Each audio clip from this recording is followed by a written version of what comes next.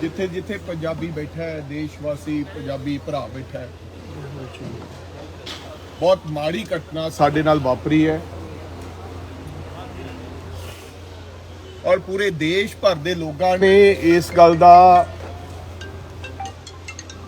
अफसोस किया ते चिंता जाहिर की।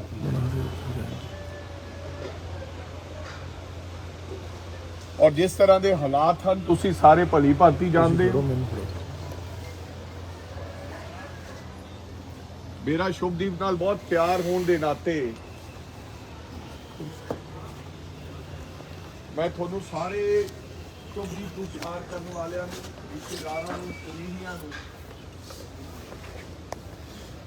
ये दसना चाहना है कि कल जो जी घटना वापरी तुसी सारे भली भांति जानते हो।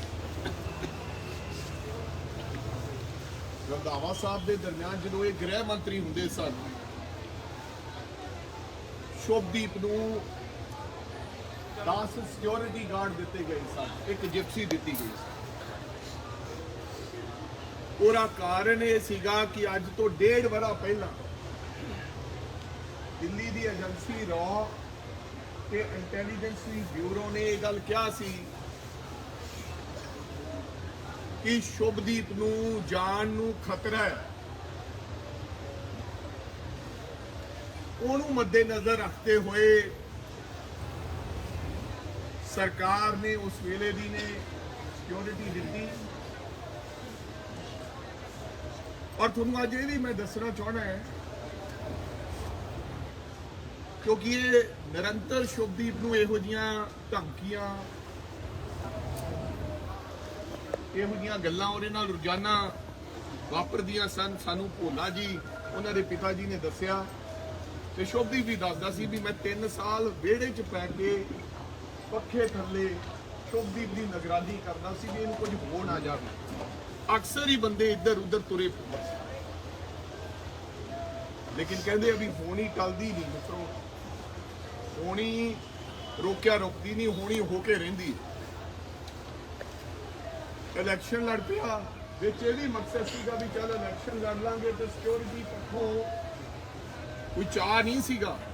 ये अज भोला भाई जी ने जाहिर किया भी इन्ने नाल नाले लोगों की सेवा करांगे ते नाले जान माल दी। इलैक्शन लड़िया, सिक्योरिटी घटा के उस बाद 4 गनमैन कर दिते गए। होने वाली सरकार सिक्योरिटी किसी की घटाउणी पहली गल उस बंदे की जिन्होंने सब तो वड्डा थ्रैट होवे, फिर उस गल नूं जाहिर कर दिता गया भी इहदे तो सिक्योरिटी ले ली है। रंधावा साहब होम मिनिस्टर रहे हैं, ये कोई कर नहीं सकता इस तरह, सरकार दस नहीं सकती क्योंकि जिस बंदे नूं खतरा होवे उहदी सिक्योरिटी लैके तुसीं उजागर करता कि हुण सिक्योरिटी वापस।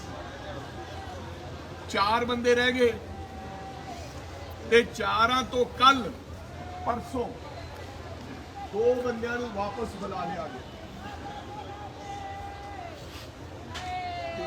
डीजीपी तो यह कहना भी घल्लू घारा करके बुलाया ते मुख्यमंत्री साहब ने जिहड़ा पेज है ਉਹਦੇ ਤੇ लिखा भी असी मूसे वाले की सिक्योरिटी विड्रॉ कर ली है। तुसी आप पढ़िया होगा ते डेरा ब्यास की भी। डीजीपी कहना भी घल्लू घारा करके की है। फिर डीजीपी कल प्रेस कॉन्फ्रेंस करके कहना है भी ਇਹਦੇ ਕੋਲੇ 2 ਗਨਮੈਨ ਸੀ, ਇਹ ਲੈ ਕੇ ਨਹੀਂ ਗਿਆ। एक गनमैन ਉਹਦੇ ਚੋਂ ਬਿਮਾਰ ਹੋ ਗਿਆ,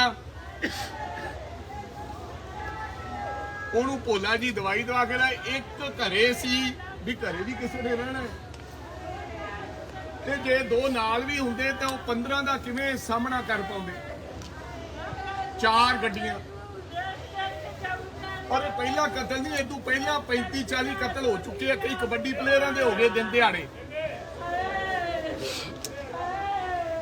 कईयां दे पुत चले गए। सो फिर शर्म की गल यह सी भी डीजीपी 4 मिनट वास्ते उन्हें प्रेस कॉन्फ्रेंस। हालांकि शुभदीप का किसी गैंगवार दे नाल कोई लेना देना नहीं। ਤੇ ਕਿਹਾ ਬੁਲਟ ਪ੍ਰੂਫ ਗੱਡੀ ਵੀ ਹੈ। ਬੁਲਟ ਪ੍ਰੂਫ ਜਿਹੜੀ ਗੱਡੀ ਆ ਉਹਨੇ ਆਪਦੀ ਜਾਨ ਤੋਂ ਡਰਦੇ ਨੇ ਆਪ ਬਣਾਈ ਸੀ, ਸਰਕਾਰ ਨੇ ਨਹੀਂ ਦਿੱਤੀ ਉਹਨੂੰ। ਜਿਹੜੀ ਚੀਜ਼ ਤੂੰ ਦਿੱਤੀ ਨਹੀਂ ਉਹਦੀ ਕਾਹਦੀ ਇਹ ਗੱਲ ਕਰ। ਸੋ ਇਹ ਸਾਰੀਆਂ ਗੱਲਾਂ, ਔਰ ਸਰਕਾਰ ਨੂੰ ਕੋਈ ਬੰਦਾ ਨਾ ਮੋੜਿਆ ਹੋਵੇ ਤੇ ਸਰਕਾਰ ਨੂੰ ਇਹ ਹੈ ਵੀ ਛੇਤੀ ਛੇਤੀ ਇਹ ਪੋਸਟਮਾਰਟਮ ਹੋਵੇ ਤੇ ਕੰਮ ਸੰਭੇ ਤਾਂ ਫੇਰ ਇਹਨੂੰ ਸਿੱਟੇ 'ਚ ਪਾ ਦਿਆਂਗੇ। ਪਰਿਵਾਰ ਨਾਲ ਗੱਲ ਕੀਤੀ ਹੈ, ਪਰਿਵਾਰ ਨੇ ਕਿਹਾ ਕਿ ਨਹੀਂ ਇਹ ਸਾਡੇ ਨਾਲ ਧੱਕਾ ਹੋਇਆ। ਇਹ ਬਾਈ ਭੋਲਾ ਜੀ ਵੱਲੋਂ, ਸ਼ੁਭਦੀਪ ਦੇ ਪਿਤਾ ਜੀ ਵੱਲੋਂ 3 ਚੀਜ਼ਾਂ ਦੀ ਡਿਮਾਂਡ ਕੀਤੀ ਗਈ। ਪਹਿਲੀ ਚੀਜ਼ ਤਾਂ ਇਹ ਵੀ ਇਹ ਸਾਰੀ ਇਨਕੁਆਇਰੀ ਜਿਹੜਾ ਮੌਜੂਦਾ ਹਾਈ ਕੋਰਟ ਦਾ ਜੱਜ ਹੈ ਉਹਦੇ ਅਧੀਨ ਹੋਣੀ ਚਾਹੀਦੀ ਹੈ। ਪੁਲਿਸ ਤੇ ਕੋਈ ਵਿਸ਼ਵਾਸ ਨਹੀਂ ਤੇ ਨਾਲ NIA ਤੇ CBI ਦੀ ਵੀ ਸਲਾਹ ਲਈ ਜਾਵੇ। ਤੇ ਦੁੱਧ ਦਾ ਦੁੱਧ, ਪਾਣੀ ਦਾ ਪਾਣੀ ਹੋ ਜਾਵੇ। ਦੂਜੀ ਡਿਮਾਂਡ, ਜਿਹੜੇ ਲੋਕਾਂ ਨੇ ਸ਼ੁਭਦੀਪ ਦੀ ਉਹ ਐਡੀ ਫਾਈਲ ਹੋਣੀ ਹੈ ਸਿਕਿਉਰਿਟੀ ਵਾਲੀ ਵੀ ਇਹਨੂੰ ਖਤਰਾ ਹੈ, ਕਿਹੜੀਆਂ ਰਿਪੋਰਟਾਂ ਲੱਗੀਆਂ ਸੀ, ਉਹਨੇ ਕਿਹੜੇ ਬਿਹਾਫ ਤੇ ਇਹਦੀ ਸਿਕਿਉਰਿਟੀ ਵਾਪਸ ਲਈ ਤੇ ਕਾਨੂੰਨ ਦੀ ਉਲੰਘਣਾ ਕਿਉਂ ਕੀਤੀ ਜੱਗ ਜ਼ਾਹਿਰ ਕਰਕੇ, ਉਹਨਾਂ ਖਿਲਾਫ ਬਣਦੀ ਕਾਰਵਾਈ। ਤੇ ਤੀਜੀ ਡਿਮਾਂਡ ਜਿਹੜੀ ਉਹਨਾਂ ਨੇ ਕਹੀ ਕਿ ਜਿਹੜਾ DGP ਨੇ ਕਿਹਾ ਕਿ ਇਹ ਗੈਂਗਵਾਰ ਦਾ ਹਿੱਸਾ ਸੀ, ਅਭੀ ਗੈਂਗਵਾਰ ਨਾਲ ਜੁੜਿਆ ਸੀ, ਉਹ ਗੈਂਗਵਾਰ ਤੇ ਫਲਾ ਉਹ ਮਾਫੀ ਮੰਗਣ। ਸੋ ਇਸ ਕਰਕੇ ਜਿਹੜਾ ਆਪਾਂ ਅੰਤਿਮ ਸੰਸਕਾਰ ਦੇ ਵਿੱਚ ਅਫਸਰ ਸਾਹਿਬਾਨ ਬੈਠੇ ਹੈ, ਉਹ ਤਾਂ ਸਵੇਰ 5 ਵਜੇ ਆ ਕੇ ਵੀ ਛੇਤੀ ਨਿਬੇੜ ਦੀਏ।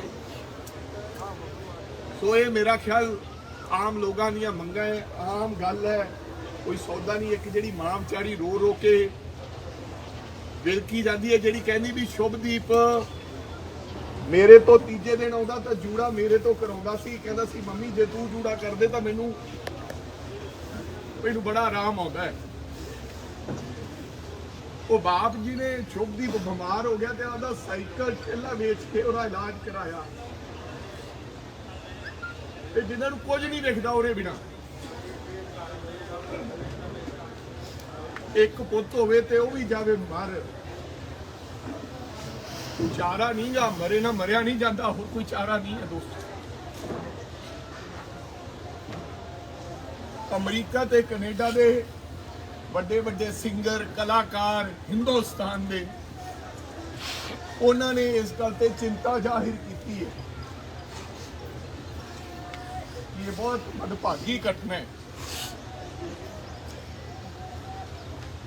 ਇਹ ਨਹੀਂ ਹੋਣਾ ਚਾਹੀਦਾ। ਕੈਨੇਡਾ ਤੇ ਅਮਰੀਕਾ 'ਚ ਹੁਣੇ ਵੀਡੀਓ ਆਈਆਂ, ਲੋਕ ਉੱਥੇ ਇਕੱਠੇ ਹੋ ਕੇ ਉਸ ਆਪਦੇ ਰੰਗਲੇ ਮਿੱਤਰ ਨੂੰ ਸ਼ਰਧਾਂਜਲੀ ਦਿੰਦੇ ਨਜ਼ਰ ਆ ਰਹੇ।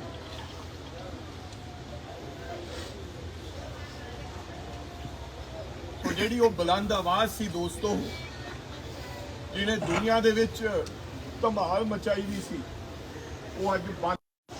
ਅਸੀਂ ਸਾਰੇ ਲੋਕ, ਹੁਣ ਸ਼ੁਭਦੀਪ ਤਾਂ ਬੰਦ ਨਹੀਂ ਸਕਦਾ ਕੋਈ, ਆਪਾਂ ਸਾਰੇ ਲੋਕ ਅੱਜ ਉਸ ਪਰਿਵਾਰ ਨਾਲ ਇਸ ਔਖ ਦੀ ਘੜੀ ਵਿੱਚ ਖੜੇ ਆ। ਫੈਸਲਾ ਜੋ ਵੀ ਹੋਏਗਾ ਪਰਿਵਾਰ ਦਾ ਹੋਏਗਾ, ਨਾ ਕਿਸੇ ਰਾਜੇ ਵੜਿੰਗ ਦਾ, ਨਾ ਕਿਸੇ ਵਿਅਕਤੀ ਵਿਸ਼ੇਸ਼। ਔਰ ਕੋਈ ਇਸ ਫਿਰ ਉਸ ਤੋਂ ਬਾਅਦ ਆਪਾਂ ਜੋ ਪਰਿਵਾਰ ਦੇ ਹੁਕਮ ਅਨੁਸਾਰ ਅੰਤਿਮ ਵਿਦਾਇਗੀ ਆਪਣੇ ਰੰਗਲੇ ਸੱਜਣ ਨੂੰ ਦੇ ਕੇ ਆਵਾਂਗੇ। ਬਹੁਤ ਧੰਨਵਾਦ ਕਿ ਤੁਸੀਂ ਇਸ ਦੁੱਖ ਦੀ ਘੜੀ ਪਰਿਵਾਰ ਦੇ ਨਾਲ ਮੋਢੇ ਨਾਲ ਮੋਢਾ ਲਾ ਕੇ ਖੜੇ ਹੋ। ਮਾਫੀ ਚਾਹੁੰਦੇ ਹਾਂ ਕਿ ਪਰਿਵਾਰ ਵੱਲੋਂ ਚਾਹ ਪਾਣੀ ਦਾ ਕੋਈ ਐਸਾ ਇੰਤਜ਼ਾਮ, ਕਿਉਂਕਿ ਵਿਚਾਰਾ ਭੋਲਾ ਜੀ ਨੂੰ ਤਾਂ ਹੁਣ ਕੱਲ ਦੀ ਇੱਕ ਫੁਲਕਾ ਖਵਾਇਆ ਧੱਕੇ ਨਾਲ ਦੀ ਬਿਮਾਰ ਨਾ ਹੁੰਦਾ। ਕੋਈ ਇਸ ਗੱਲ ਦੀ ਖਿਮਾ ਮੰਗਦੇ ਆ, ਮਾਫੀ ਮੰਗਦੇ ਆ ਕਿ ਅਗਲੀ ਜੋ ਜਿਹੜੀ ਕਾਰਵਾਈ ਹੋਊਗੀ ਜਾਂ ਗੱਲ ਹੋਊਗੀ ਤੁਹਾਨੂੰ ਆਉਣ ਵਾਲੇ ਸਮੇਂ ਨੂੰ ਦੱਸ ਦਿੱਤੀ ਜਾਊਗੀ। ਤੁਹਾਡਾ ਸਾਰਿਆਂ ਦਾ ਪਰਿਵਾਰ ਨਾਲ ਦੁੱਖ ਵੰਡਾਉਣ ਤੇ ਤੁਹਾਡਾ ਸਾਰਿਆਂ ਦਾ ਬਹੁਤ ਬਹੁਤ ਧੰਨਵਾਦ। ਮੈਂ ਸੋਚਿਆ ਤੁਸੀਂ ਵਾਹਵਾ ਚਿਰ ਦੇ ਬੈਠੇ ਹੋ, ਤੁਹਾਨੂੰ ਸਾਰੀ ਇਤਲਾਹ ਤੇ ਜਾਣਕਾਰੀ, ਕਈ ਲੋਕ ਸ਼ਸ਼ੋ ਪੰਚ ਹੈ ਆਪਦੇ ਸੱਜਣ ਨੂੰ ਵਿਦਾ ਕਰਨ ਦੇ ਵਿੱਚ ਉਹਨਾਂ ਨੂੰ ਮਹਿਸੂਸ ਹੋ ਰਿਹਾ ਵੀ ਕੀ ਹੋ ਰਿਹਾ। ਇਸ ਕਰਕੇ ਮੈਂ ਤੁਹਾਨੂੰ ਸਾਰੀ ਆਪਦੇ ਉਸ ਭਰਾ ਦੀ ਔਰ ਪਰਿਵਾਰ ਦੀ ਜਾਣਕਾਰੀ ਦਿੰਦਾ।